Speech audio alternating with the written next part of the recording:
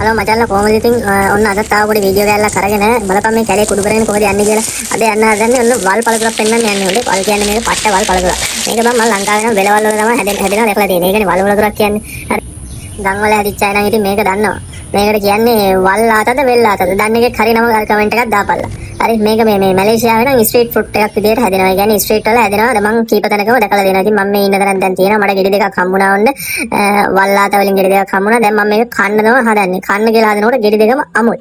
එහෙනම් ඉතින් මේකට මචං ඉංග්‍රීසි වලින් කියනවා sugar apple කියලානේ. sugar apple කියලා කියනවා sugar daddy නෙමෙයි ඈ sugar apple. sugar apple කියවල ඉතින් මේකේ සීනි නෑ. පැණි රහ නම් තියෙනවා. සීනි ටිකක් දාලා හදලා ගත්තාම ඉතින් සුපිරි.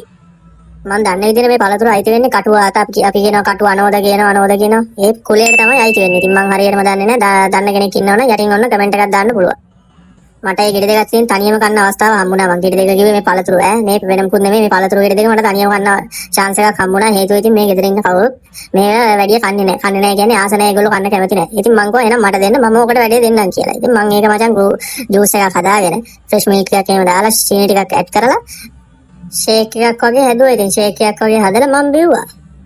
ඔන්න ඔය විදිහට තමයි බං ඉතින් පළතුර තියෙන්නේ. අපි පළතුර කපලත් බලමු. කපන්න දෙයක් නැහැ ඇත්තටම. ඉතින් මේක ඉදුණාට පස්සේ කඩන්න තියෙන්නේ. පොඩ්ඩක් අත කරාම නිකම්ම කැඩලා යනවා. අර කටුවනෝද වගේ තමයි ඉතින්. ඔන්න ඔහම තමයි ඉදුණාට පස්සේ මේ තියෙන්නේ. මේ තත්ත්වය තමයි ඉදුණාට පස්සේ.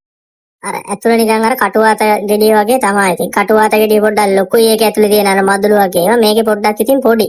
ගෙඩිය පොඩිනේ. වෙලාවට ඉතන කටුවාතගේ මල්ලිද කියලා.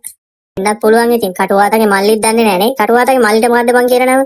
වල්ලාත නෙමෙයි වෙල්ලාතනේ. හරි වෙන්න පුළුවන් ඉතින්. ඒක කටුවාතගේ මල්ලි වෙල්ලාත.